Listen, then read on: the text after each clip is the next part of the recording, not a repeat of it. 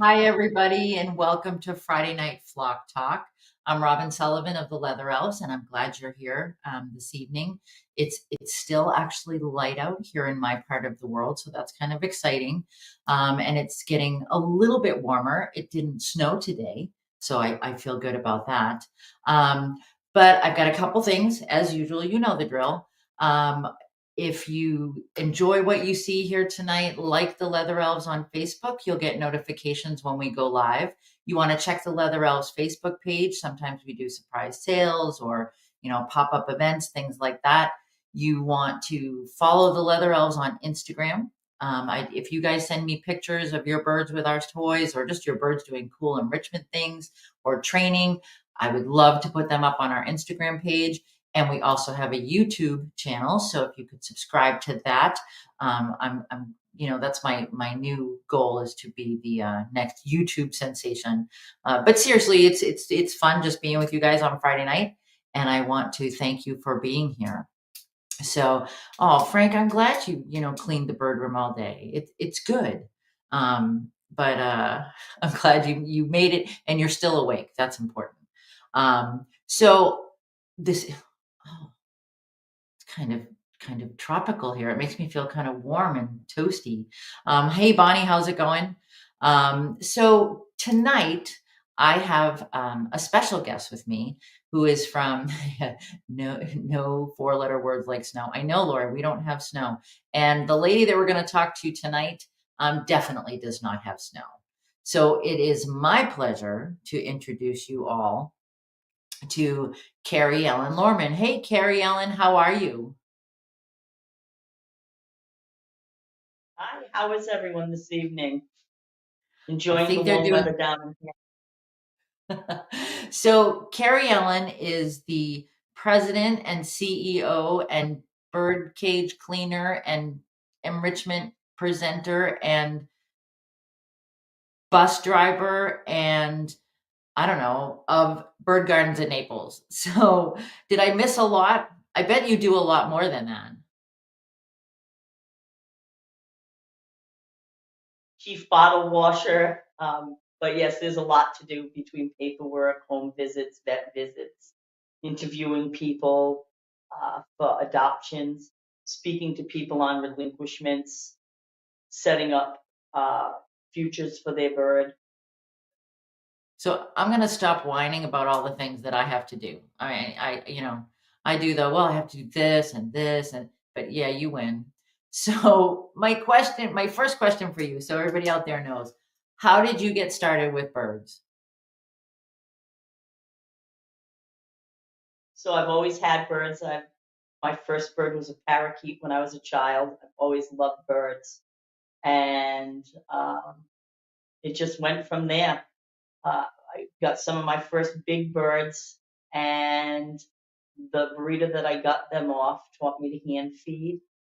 And then one day he got sick and ended up in the hospital on dialysis and intensive care and called me up because he had no family, asked me if I still knew how to hand feed, and had me go to his house and get the 100 babies he had. Oh So my. then I started caring for baby birds, and before I knew it, I was breeding birds. Then I got out of breeding birds to do rescue.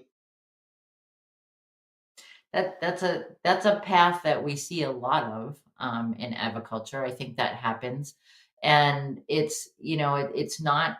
I think it's sometimes there are different stressors, different demands that come with each phase of aviculture, if you will.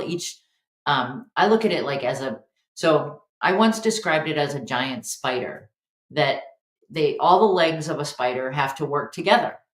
And if one leg is gone, the spider tips over. And that's how I feel about aviculture, that we've got all these different legs, all these different parts of one science, if you will. And but I think we see people make the transition in between. Have you experienced that with a lot of people? Have you seen that with a lot of people?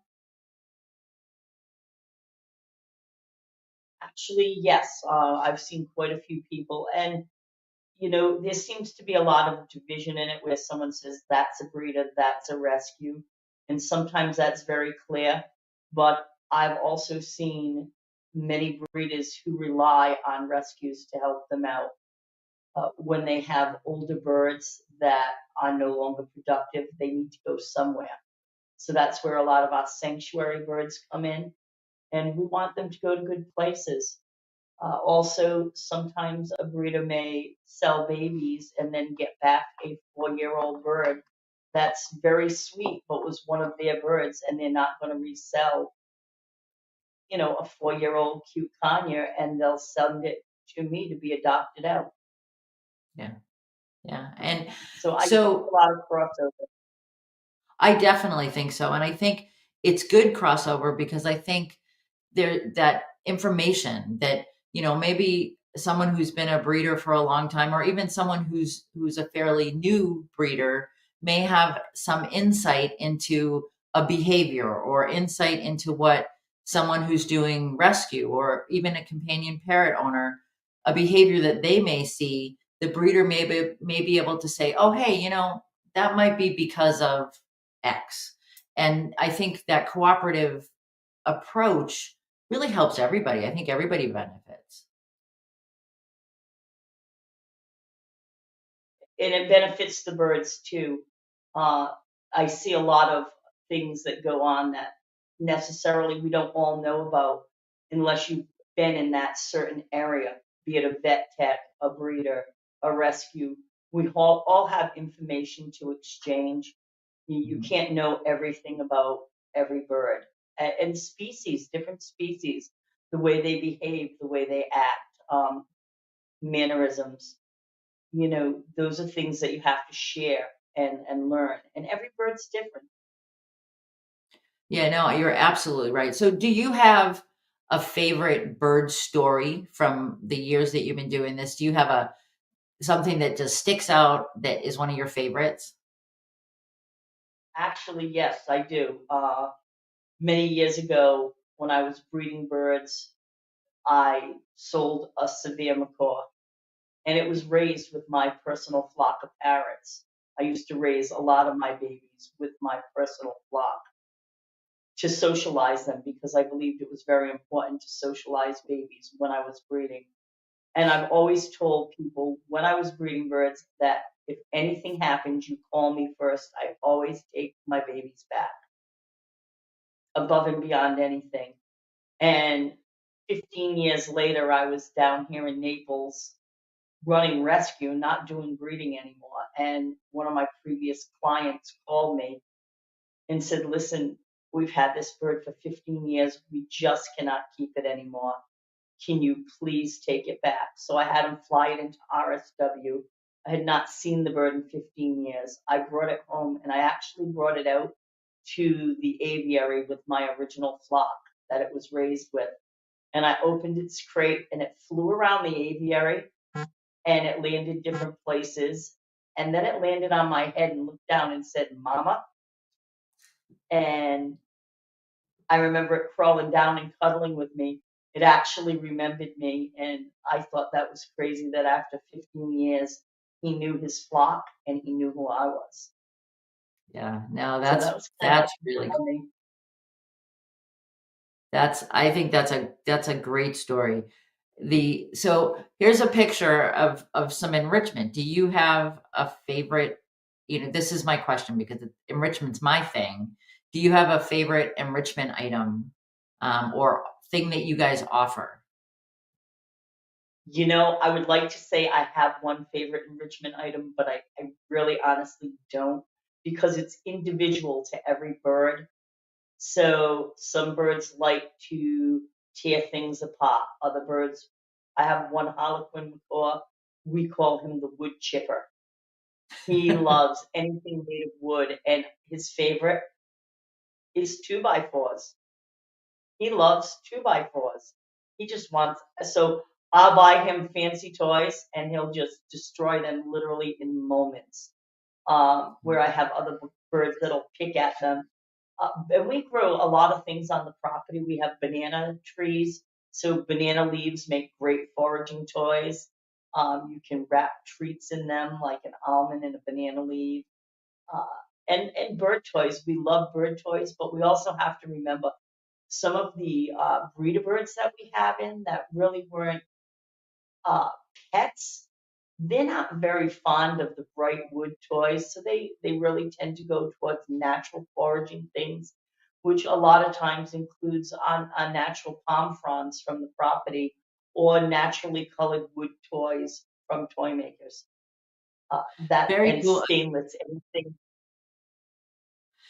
And you're right. I think that's such an that's a great picture. Such an important point is that, you know, it is that individual bird. And people ask me as a toy maker, so what kind of toy should I buy for my severe? And I'm like, well, I don't know. I have no idea. Never met your bird. I could tell you the size of a toy, but maybe that's not appropriate. Maybe I know I've told this story before on our live stream, but I have I used to work with a woman that had a black palm cockatoo, and she used to buy one of the smallest toys that we make, but and she bought them 45 at a time, but she would give this bird one every single day. He had some beak issues, and but he destroyed that toy one a day. That was his thing. And so I don't make recommendations anymore as far as what's best for a specific type of bird. So I think that's a really good point. So what's the philosophy? What's your mission at Bird Gardens of Naples? Okay, so basically, we do rescue, rehab, sanctuary. We support conservation and promote education. So, in Mhm. essence, if a pet bird comes in, our goal is to find it a pet home. We want good, sweet, loving pet birds to continue to live in a home environment like they used to. And a lot of people feel that, like, if they adopt out their bird to someone else, it's not going to get the same treatment. It's not going to be loved like they love it. And that's completely false. How many of us have secondhand pets and we love them just as much? So I tell people there's a lot of people out there who will love your animal the same way you loved it. Also, birds that need a little bit of rehab. Sometimes we see birds that develop bad habits through improper handling. So we'll work to rehabilitate them to get them to be nice pet quality birds to go to homes. Sanctuary birds are mainly birds with major behavioral issues that we haven't been able to overcome, or a lot of the breeder birds that were never actually pets, that are past breeding age and are not tame and enjoy their life with their mate. Those are some of the birds that we also place in other facilities. We work with the Wonder Gardens in Bonita Springs because I don't want a small zoo going out and buying baby birds to put on display when we have plenty of older birds that can go into a home in that manner to be viewed. And so you mentioned education of the public, education of other facilities. What kind of education do you guys offer? Abs- so we do nutritional education, education about diseases. Very important to do disease testing on birds. As we know, birds hide illness and can harbor diseases for a very long time. Diet and nutrition. I have to say, in rescue pet birds, one of the biggest issues I see is poor nutrition. And it's not that the people realize it's poor nutrition, but unfortunately, they like to overlove their bird with human snacks that are not necessarily good for them. And I'll have people say to me, well, it was only one French fry, one potato chip, one Oreo cookie. Uh, one of any of those items is a lot for a bird. We have to remember what a intake for a human is at our average size compared to the weight and body ratio of a bird. So one of the things we do see in rescue is a lot of heart disease and fatty liver disease. Yeah, I always tell people, when they think about that, well, he just had a chocolate chip cookie or an Oreo cookie. Well, when you look at the size of that, it's like you eating an Oreo cookie the size of a table, a high top table. It would be that equivalent if you looked at body mass versus what they're taking in. And it's not just one. I love all of us that have birds in our lives and that, love our birds, but we do oh, it's just one. But let's be perfectly honest. Is it ever really just one? It's never just one when I'm giving myself the bad things. So if I want to, food is love to a lot of people. And I think, Yeah. we do see that. And you do see it, like you say, in rescue and in rehab. It happened. That's a lot of times what happens. And people get the horrible diagnosis, from their vet. And then they're like, oh, I can't keep this bird anymore. So what do you do, Carrie Ellen, if a bird comes to you and it's not in good health? What's the plan at that point? Well, the first thing we do is vet them, and we follow our vet's guidelines.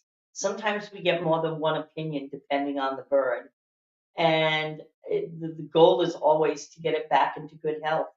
I've just recently adopted out a macaw that has a heart issue, and the adopter was made full aware that this bird had liver issues and a heart issue from poor diet and was going to be on medication probably for the rest of its life. They were willing to take that on. Okay. So it's important that you continue with treatment and a good diet. So there was a question, Lori asked, are you worried about bird flu? So you've got other species, other types of birds besides citizens on the property. Um, I don't know I'm not sure what the status is in Florida, but so what kind of things are you concerned about that, I guess, is the question.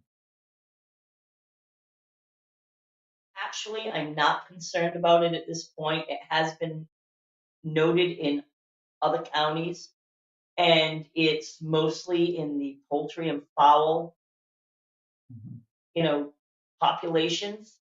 One of the things we do is all our aviaries have full roofs, except for the big macaw flight. Most of it is fully roofed, and we're actually this week we ordered the roofing to continue covering that entire roof. We don't want wild birds being able to have droppings fall through into the bird area where they eat. In the area that is open in that particular flight, there is no food bowls. They all covered, so that won't actually happen. But still, we want to cut that. And the birds, we've actually found out over the years, like solid roofs. We opened up the roof on that flight because we thought the macaws would love the sunshine. They won't even go out there until nighttime, sunset on. So we've decided to close that in. The other thing is we use special wire. We use 1/2 by 3 English wire. And the reason we use that is one, to predator proof the cages. And the other thing is we don't want wild birds to have access. If we use chain link, or 1 by 1. Snakes can get in, wild birds can get in, rats can get in. And those are all things that carry diseases that we don't want in with our birds. We do have fowl on the property, and we don't want them to be able to defecate into cages. So it's very important to have the right wire spacing and the right roofing on the cages. And we have the peacocks are wild, so we don't have much control about them, although they've become quite tame. And they are natural bug eliminators. You have to understand where we are in Corkscrew Swamp. We're in the sanctuary, the Audubon Sanctuary. So we're in the no spray zone of Collier County. So they don't spray pesticides where we are, which is a good thing for the birds. But we have to keep the bugs down. And that's a natural way to do it. Oh, that's really cool. So, the as far as quarantine, so when you get a bird, somebody says, Keriellen, I need you to take my bird, or Keriellen, we've got these birds in this situation. Can you help? Do you have a quarantine protocol that you follow when a new bird comes in? Absolutely. In fact, if it's not an emergency and you haven't had disease testing done on your bird, I will go to your house and do disease testing before the bird even comes into the facility. We don't have a quarantine time on birds. The quarantine is when the disease testing comes back. Because Okay. as we know, certain viruses can lay dormant for 5, 10 years easily. Right, right. So the goal is to wait for disease testing to come back. Okay. We do have And places to quarantine. okay. And as far as safety protocols, so it looks like it's not double contain there. Do you have double containment? It doesn't look like it. No, some of the No. cages have double doors. Um, the birds that have better flight patterns have double doors. But the cage we just went by, that's a pair of 70-plus-year-old Amazons. They don't fly anywhere. So when I open that door to go rake that cage, they don't even fly at me anymore. Yeah. Yeah. But actually, one of You my goals is to have double doors on everything. I think that's you've been doing this a while. It's not your first rodeo, and I think the safety precautions. I've seeing all the footage of the gardens, and um, it's obvious that safety piece is important to you as far as the like you mentioned. So on your aviaries for predator proofing, what can you say again? What kind of predator proofing you do? Because I know a lot of people. So we don't all get to live in Florida, but a lot of people are thinking about outdoor aviaries and constructing things like that. What would you suggest to people who are thinking about building something for their birds outside? Okay, so we use pressure-treated lumber on the outside, and obviously that is not bird safe. So wherever the lumber is on the inside, it's not pressure-treated, and anything that the birds could possibly access, we have covered with wire so they don't access it. Everything is wired underground. So basically, when we build one of these flights, and these flights you're looking at right now are the cockatoo flights, they're 8 feet wide, 8 feet high, and 8 feet long. They're boxes is what they are. And they are wired on the top, on the bottom, and all four sides. It's just a wooden frame to hold that cage in place. And it's very So important to wire the bottom because predators can dig underground and dig up. Not only that, a lot of birds, especially cockatoos, would like to dig out. how far down do you go with the wire? It depends where we live, the water table, depending on the time of year, and the ground. We try to go at least a foot down, if not more. Mhm. Sometimes that's not possible. So So you'll see Lori some of asked, our flights. Go ahead. go ahead. Some of our flights, like the African gray flight, is actually a raised flight because where it sits, we could not dig down. So we framed the flight and put dirt 6 inches high. Okay. So Lori asks, what's the best type of wire to use? So we use galvanized after weld. A lot of people are always questionable about that. It has been used in zoos. It has been used by bird owners. The key to galvanized after weld is, and they call it GAW wire, is that it has to be cured. Not only that, it has to be good quality. Mhm. If you buy a poor quality GAW wire, you're going to have issues with zinc toxicity. So when you buy good wire, you do not have those problems. Every breeder I know uses it. The zoos use it. You do not want coated wire. The birds chew it off. Uh, I have cages on my property that I bought used, the wire, and we broke it down to build flights. And some of the wire on my property is 40 plus years old. It is still in perfect condition and has no rust. Yeah. But it And was I think, very good quality wire.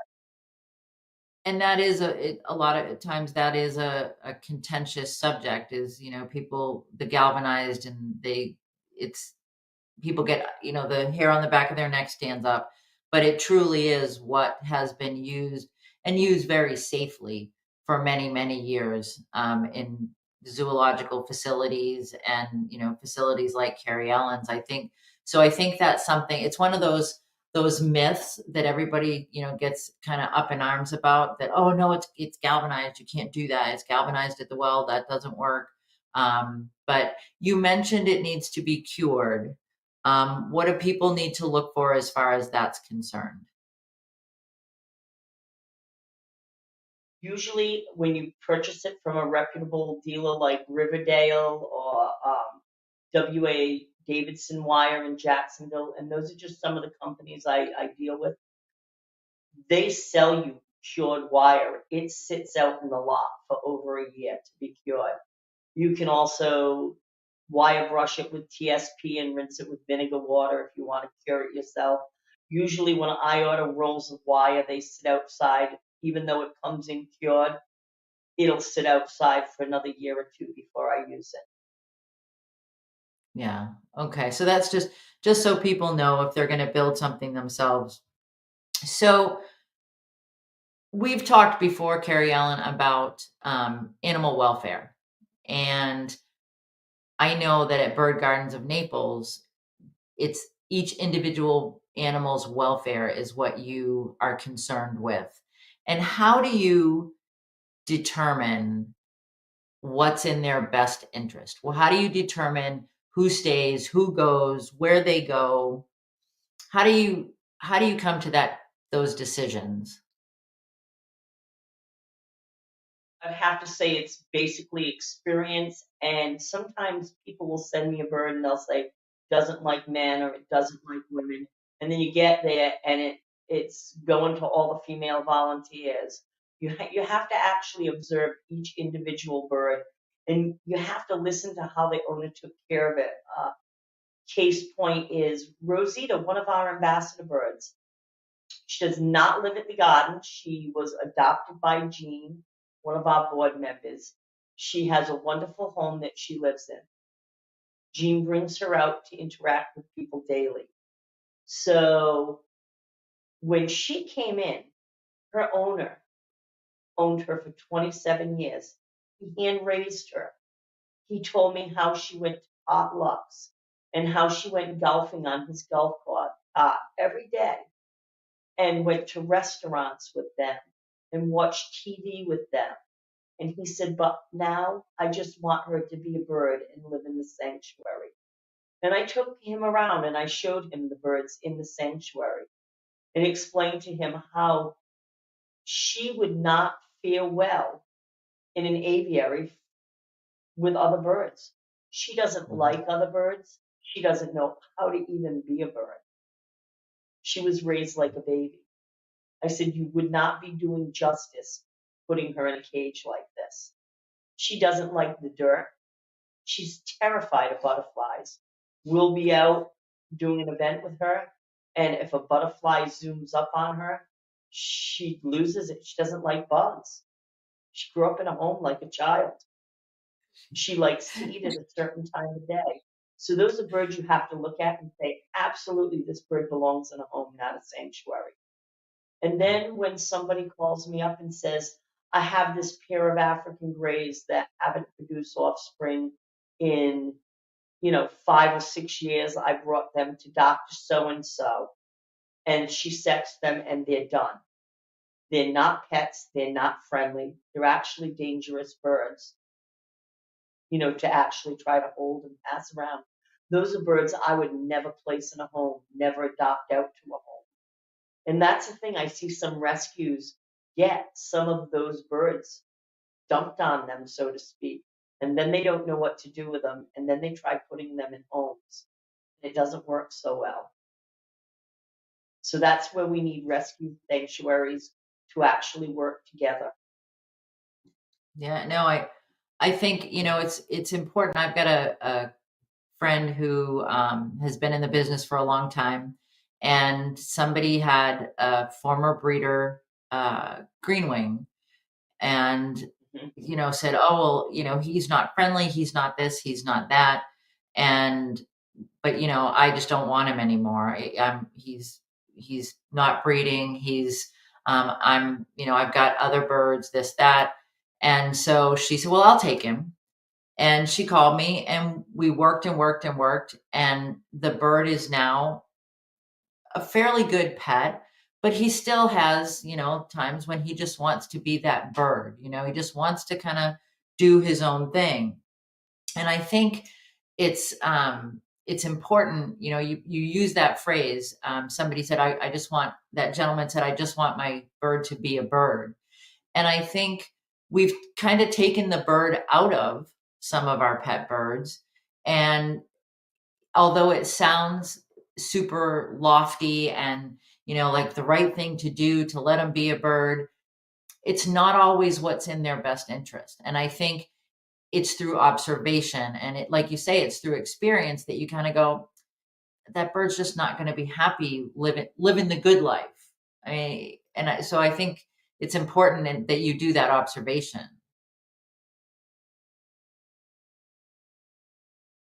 Absolutely. And there are some birds that were breeder birds that do get tamed back down. I had a Mhm. pair of lesser self-crested cockatoos that came in as a pair. They were they were done breeding. Um, the male was a wild caught. The female had been hand raised at one point in her life. And she was all done laying eggs, and he started getting aggressive with her. Normally, I don't split up a pair of birds, but if I see that there's an aggression issue, I will split them up. And Mhm. in that case, I did, and we tamed her up, and she went to a home, and she's a really good pet. Yeah. He, not So it so is much. possible. So And I love the it is. fact that at Bird Gardens in Naples, you guys are aware of that it's not just, they come in and they're never going back out again, or they come in and they are immediately, rehomed regardless of how, you know, whether they are actually, and I hate the term, but whether they are pet quality or not. And I think it's important, that it's not, I think pet quality has this kind of highfalutin, um, feel to it where, "Oh, he's a breeder bird," is kind you Mhm. lower your voice when you say that, and not you, but I mean, I think it's the stigma Yeah, that's attached to a breeder versus a pet quality bird, and I think it's great how you guys really assess it on a case by case basis. Um So, how I many species do you know how many different species you guys have at the garden now? I will be honest, no, because the numbers and the species change through coming in, going out, sending them to the Wonder Gardens. Um, I honestly don't have enough time. We keep track, we keep records of everything, but to actually do a daily running count, if I knew you were going to ask that question, I would have looked at my paperwork and told you. Sorry. But to pull it off the top of my head, Amazons, I have red lords, I have lilac crowns, I have double yellow heads, I have tresmerays, I have yellow napes, I have mealies, orange wings, blue fronts. That's just the Amazons. And Nice. macaws, once you start getting into hybrids, it's endless. It's interesting. I wanted to mention when I was looking at all your footage that you sent me, the everybody's like, "Oh, well, those cockatoos everywhere, they're just so loud and ba ba ba." And I know Frank, who listens all the time, has cockatoos. And um, when I was watching the videos, so your cockatoos, where when you walked through where they were, it was kind of quiet, and the macaws were not so quiet. and you and I talked a little bit. And so, um, who are the noisy guys at Bird Gardens of Naples? Well, the macaws are probably the loudest and the noisiest, but truly the noisiest are the conures. It's true. I can hear the conures over all the birds. Yeah. I And they're the think first bird you hear. it might be Napoleon. There we go. It might be Napoleon syndrome. I don't know. The little birds. I'm Mhm. not sure. So Kimberly Yep. says she has a friend who sent you an Amazon named Sammy. Excuse me? Kimberly says that she has a friend who sent you an Amazon named Sammy. Yes. All right. So And Sammy's doing okay? Sammy is doing okay. Sammy is at the Westminster Christian School. Very Like I said, I cool. put he's not really a pet, but he did do very well with Walker, who is one of the instructors there. So he is at the Westminster Christian School, and he's one of their teaching birds. Oh, that's awesome. So If it's the you blue, do you do outreach and things like that with the birds who are residents at the gardens? absolutely. Nice, nice. So it's not just you. I believe that you are truly Wonder Woman, but I know you can't do all this by yourself. So how does staffing work at Bird Gardens of Naples? So our board of directors consists of 9, and our board of directors does a lot of work in different ways. Also, we have our volunteers, and I'll be honest, right now, our volunteer levels are the lowest they have ever been. And I hate to keep blaming everything on COVID, but it really is. A lot of times we would rely on uh, county, state, and federal community service workers. And during COVID, that program was suspended. It wasn't required anymore. Um, Canadian friends. I have a lot of friends that come down from Canada every year and volunteer for the winter. This year and last year, many of them did not make it because of restrictions. Schools, so colleges and high schools have required volunteer hours, and during COVID, they were suspended. So that really cut down a lot. We're just Do starting to get more volunteers back. do you ever work with Boy Scouts who are doing Eagle Scout projects or anything like that? We have tried that in the past, and it seems so. I am in Corkscrew Swamp in the no spray zone, as I mentioned. So it is hot and it is buggy, and it seems a lot of the kids prefer to do this stuff more in town, where it's not as rural. So we Yeah, haven't had a lot of Boy Scout stuff.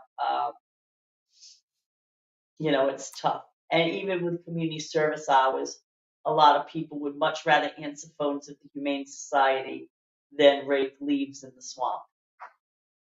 yeah, it's And obviously, it's a we're different work not. ethic. It really is. Yeah. I definitely understand that dynamic. And I think, the volunteerism is definitely an issue. And actually, I'm going to be doing a session down the road a little bit with some friends who started out as volunteers. And I think people will be surprised, not at Bird Gardens, but at another facility. And you'd be surprised where they are now. Um, so, as far as your husband, like, what is a day? Okay, I'm not gonna say an average day because I know there's no such thing, with when you're working with animals and things are always in flux. But if someone, if I were a volunteer and I came in, or what's the average day? Like, how does it start and how does the bird care go on an average day at the gardens? So on the average day, you would show up. We don't start till like 8:30, 9 o'clock. They show up. We usually talk about what we're going to do because every day is different. So we'll start with, we make sure all the birds are fed first. So we pull any of the bowls, wash them. We have backup sets. So you just pull the bowls, but you feed the birds. I have watering systems for the outside birds. We have a pump house with filtration and stainless steel nipples. They're all taught to drink off. So there's very few water bowls outside, which makes it much easier. But the food bowls get pulled, new food bowls get pulled in.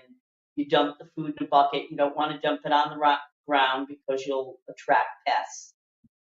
All those get hauled back. We usually have about 6 buckets of dishes a day to do, the 5-gallon buckets. We wash them and stack them to be used the next day to rotate. And then it's the inside, all the bird trays get pulled. We do not use newspaper. We just pull the trays, scrape them, wash them, and put them back. If I were to try to use newspapers on my inside cages, it would be nearly impossible. I would Mhm. have a garage full of newspaper that would end up with rodents in it. We're out in the country. And then B, disposing of that paper, you only get one trash can a week. And I would not want a dumpster full of newspaper with bird poop and food in it, because that would just attract everything from bears to raccoons. I mean, you have to really be careful. Even our own personal trash, everything has to be washed before it goes in the trash. And any food items get frozen until trash day. Where we Huh. live, we have bobcats, we have panthers, raccoons, bears, hogs. So we're out in the country, we're out in the swamp. Life is a little bit different how we have to treat things. Even when we rake the cage, we actually take the dirt out of the cages in wheelbarrows and we burn it because Huh. we can't sift the food out and we don't want to dump that somewhere and have piles of food to draw in wildlife. So Nice. we actually Interesting. burn the dirt. Um, so actually, Midge just she commented that she had been to Bird Gardens when it was at a smaller location, and that she fell in love with an Amazon named Tootie, and that she regrets to this day that she did not get her. She Was I was never at a smaller location. Okay. I'm not sure. We can check with Midge after. But And I so don't recall an Amazon named Tootie, or I would definitely, I'm pretty good with the names. um It might not be okay. me. So as far as training and enrichment, what do you guys do? What kind of things do you I see, I mean, you've got all kinds of fun stuff hanging in cages. What kind of things do you guys do for training and enrichment with the birds? So with the birds that are in sanctuary, basically we know who likes what. So Harry gets rolled up banana leaves in his extra metal food box to shred through the side. We wire it and then he kicks it through. Angel, one of our cockatoos, and he's like the second one, and you'll notice there's nothing in his cage. And everyone says, "Oh my God, the bird has no toys." He absolutely hates toys. And if you put them in his cage, he stops eating. Oh. He does not like anything but wood. His enrichment is a 2x4. And this is where we go to every bird is an individual. Uh, Mhm. a lot of the birds, we do natural foraging stuff. We have a metal box on the side of the cage that food goes in, and then we'll have an empty one, and we'll roll palm fronds up and things like that for them to pull through. Plus, they have their toys. And I'll be honest, I have a lot of natural wood on the property I could use, but we really prefer the kill dry pine from Home Depot because the Mhm. birds really chew it. And a lot of times people say to me, "Oh, I don't buy that toy anymore because my bird destroys it in like a day." That means your bird really liked it. So we tend to put things in the birds can destroy and can chew. And Mhm. pine, a lot of we have a lot of the stainless steel spikes that were donated to us and the expandable perches. So we use a lot of them with the pine blocks. Nice. They also get And nuts in the shell. I think you bring up a good point, and this is something that's great for people at home, that you can just take that. I mean, we don't all have palm fronds or banana leaves on our properties, but if you do your research and you check into what safe woods are and safe foliage and things like that, safe plants, you can create foraging activities very easily using leaves, using lettuce leaves, things like that. You can absolutely use produce to create foraging opportunities. And so, Keriellen, as far as like birds that are maybe who are plucking, over preening, um, I mean, do you do any special work with them, or what do you find works? Well, if I had the cure to plucking and over plucking, I would probably not be talking to you. I'd be on my private island on a yacht. Um, but we try our best. And one of the things I do on tours, and I've had a lot of feedback from, is I explain that, people look at a plucked bird and they automatically go, "Oh, poor abused bird," or uncared for bird. I find that not to be the case. I've gone to some of the most deplorable situations and pulled birds out, and they're in perfect feather. And then Mhm, I've gone to some of the most loving homes and found the most plucked bird ever. We have to look into, is it virus? Is it environmental? Is it bacterial?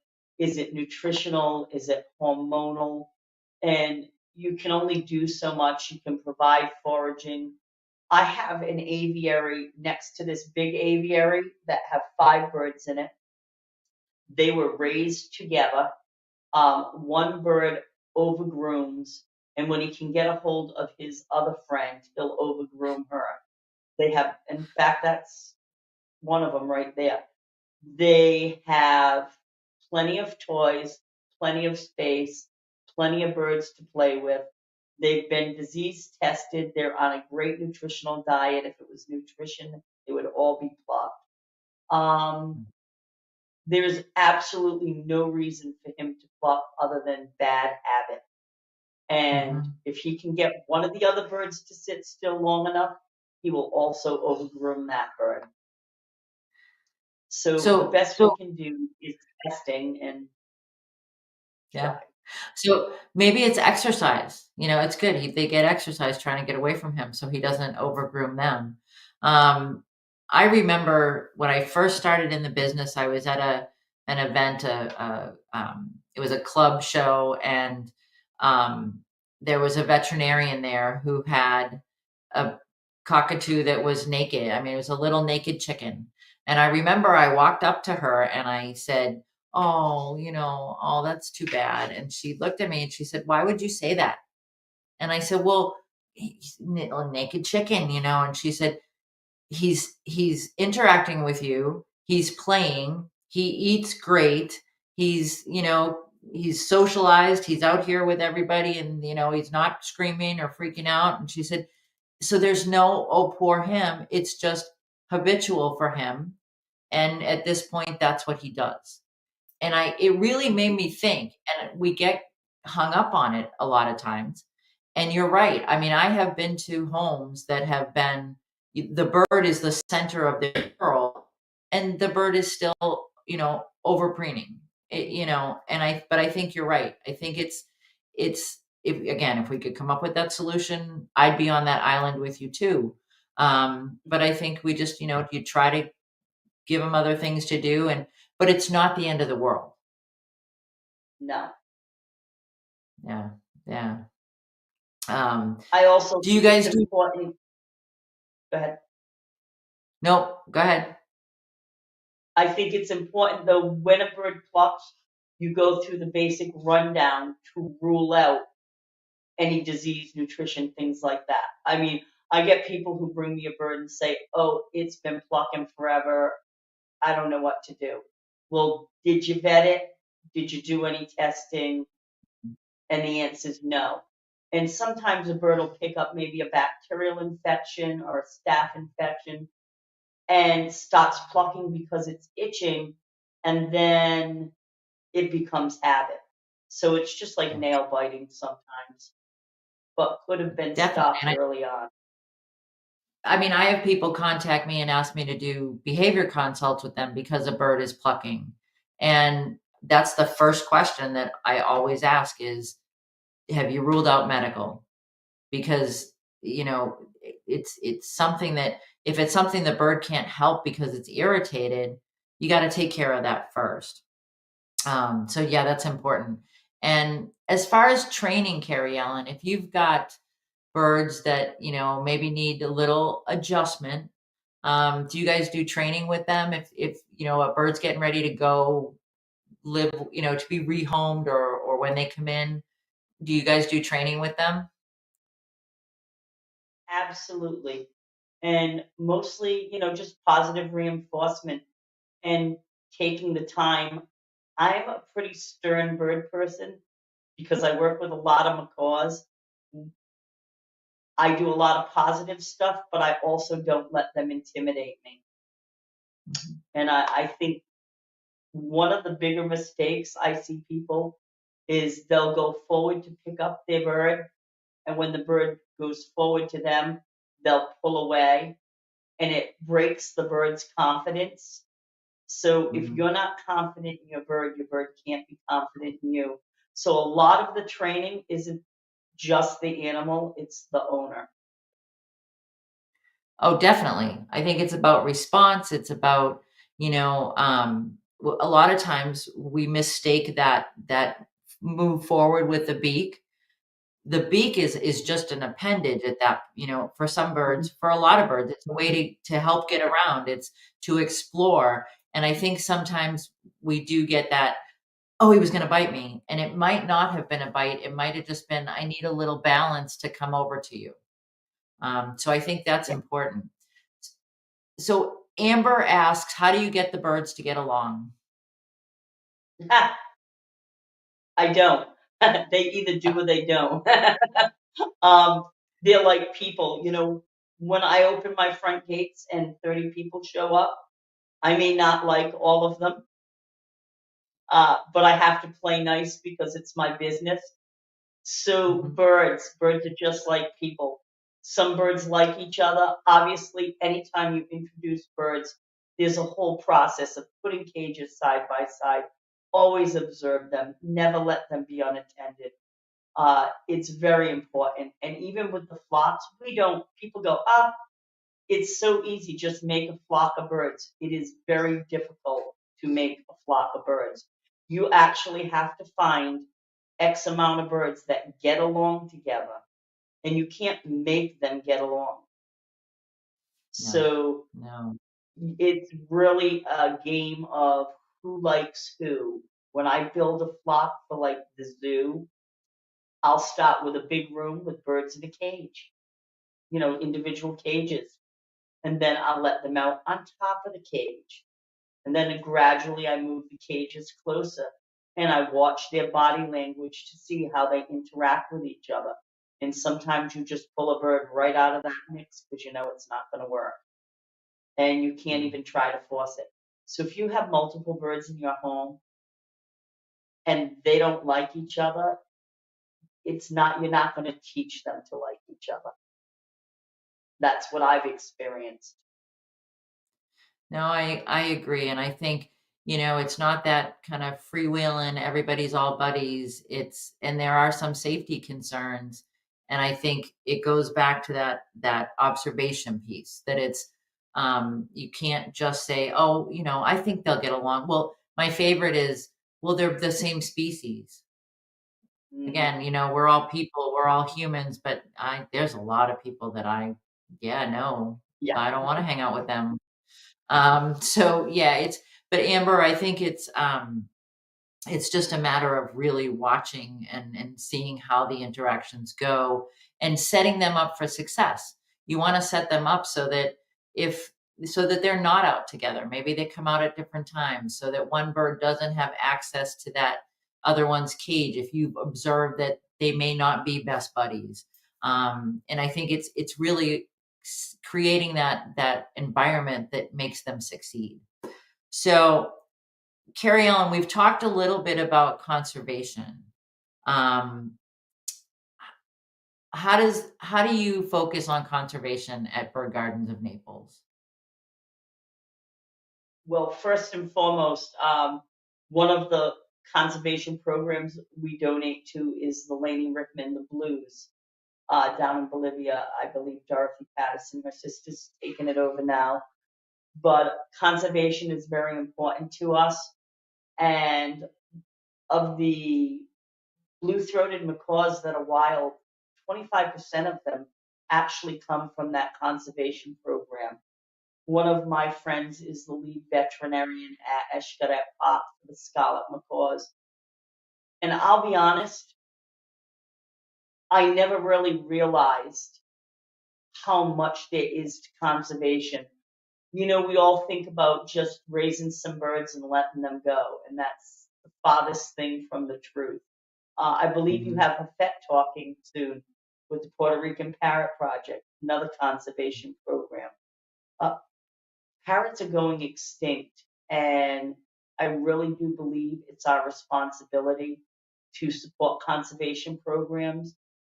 And I did get in recently a wild caught bouffants that I did send to an accredited facility for breeding. And a lot of people said, why would you do that?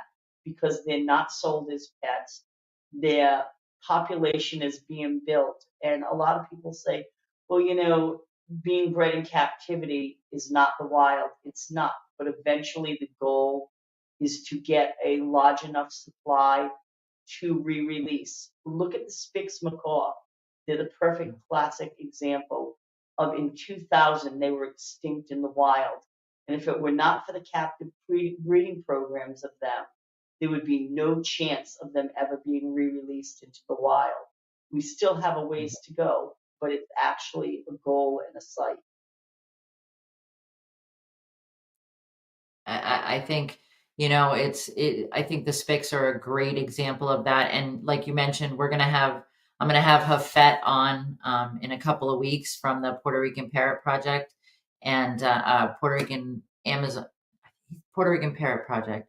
And so we can talk to him about some conservation things. Kimberly has a question. Do you accept hold on.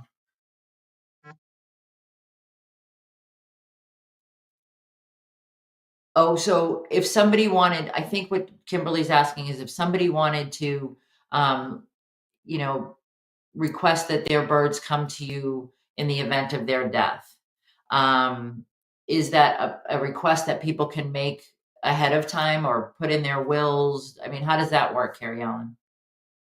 Absolutely. And I would love it to be done ahead of time because I personally want to be able to have vet records on that bird, know about the bird, know what your wishes are, as opposed to a lawyer calling me up and saying, Mrs. So and so passed away and left you her birds. I don't even know Mrs. So and so or her birds or how I'm going to get to them in New York. So, yes, estate planning and living trust for birds are very important. I was speaking to someone at length today about it. And yes, we will take them, and I would love to know they're coming. And hopefully, when you leave me your birds upon your death, I don't get them anytime soon. That's the goal, that you live a long time. But we do want to know, is the bird been disease tested? What's the bird's history? The more I know about a bird, the better its lifestyle is going to be when it reaches me.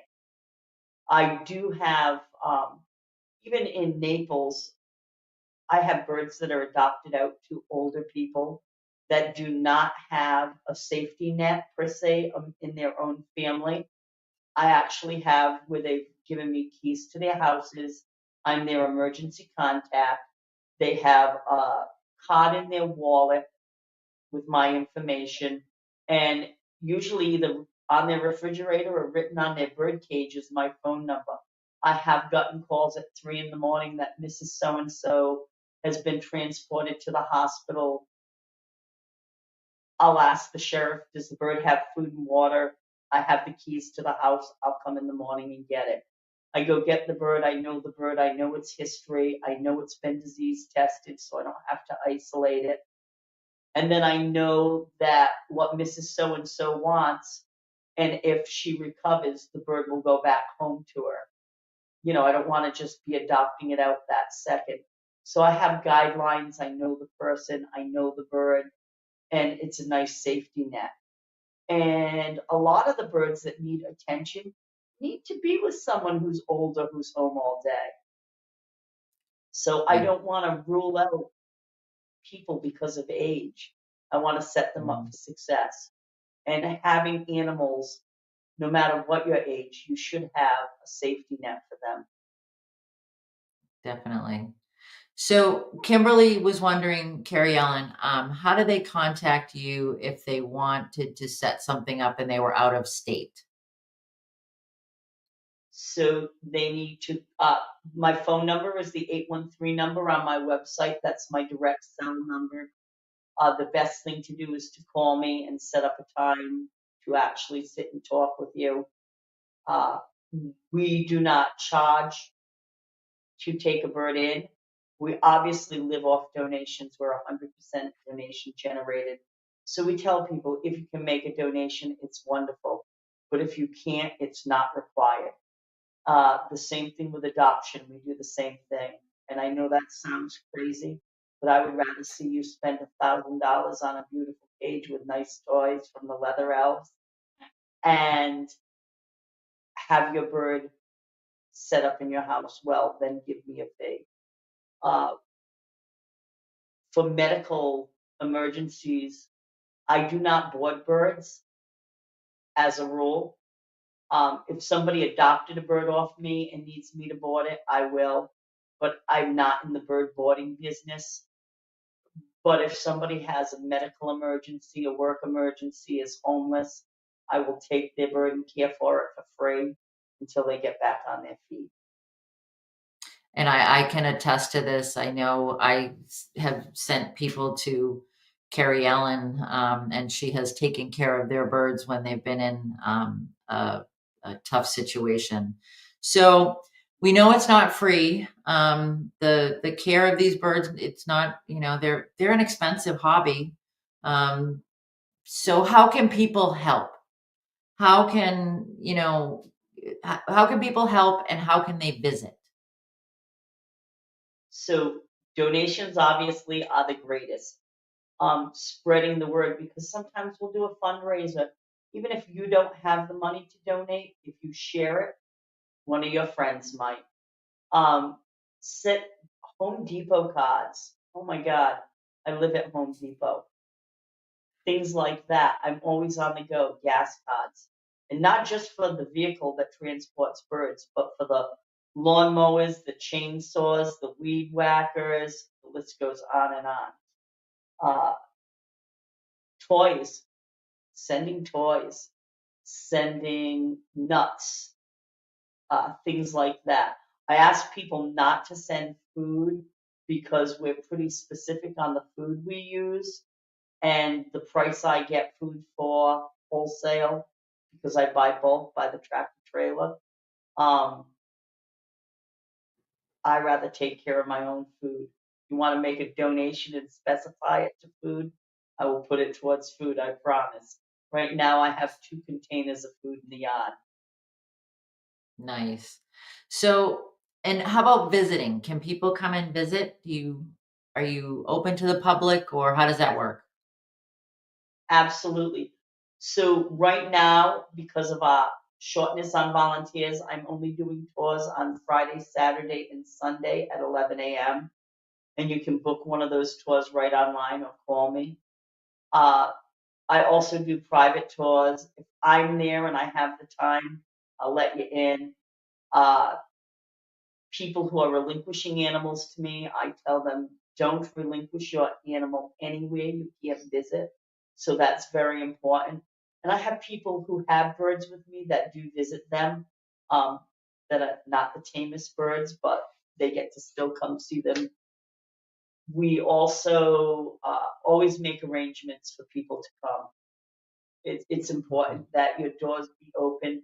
I think a big red flag is when people aren't welcome to the rescue. Yeah, I agree.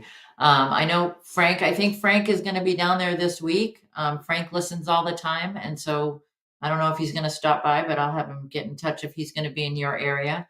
Or Frank, if you are going to be in the area, get in touch with Keriellen. And Kimberly asked, are the adopted ones welcome back? So if, you adopt out a bird, great. Okay. That So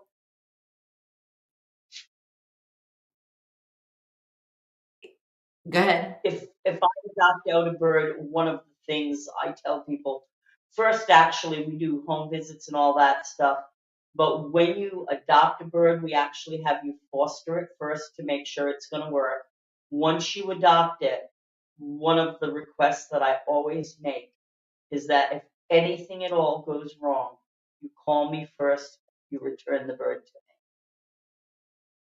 me. No, I think that's a good policy. So I want to thank you, Carrie Ellen. I want to thank you for being on with us tonight, but I also want to thank you for what you do. I have, over the years worked with a lot of different facilities, a lot of different people. And the thing I love the most about what you do at Bird Gardens of Naples is it's about the animal welfare. It's about what's best for those birds, what works for that particular animal. And you're a straight shooter, and I do appreciate that. So as a thank you, the Leather Elves are going to send you a $200 care package of toys. So it might be after we move, but you will be getting that box of toys. So, and you don't even need them. You've got all those cool toys in the in the Oh no, aviaries, make no but mistake. I always need toys. Thank you. so We appreciate that thank you. greatly. And hopefully, people who have listened tonight, if you've got, questions or you want to reach out to Carrie Ellen, you can, the QR code was up there on the screen, and you can reach her through the website for Bird Gardens of Naples. So take care, guys. Next week, thank you, Carrie Ellen. Next week, Thank I you. will be having a guest on. It is going to be Feng Lu, who is the owner. He's a professional bird trainer, and he's the owner of Animal Behavior and Conservation Connections. And Feng and I are going to talk about errorless learning. It's a really cool concept. And so I suggest that, if you've got the time next Friday night or even after that, to listen to that one. So Fung will be with me next Friday at 7 p.m. So you guys take care. Have a wonderful week. And I will see you all next Friday. Bye-bye.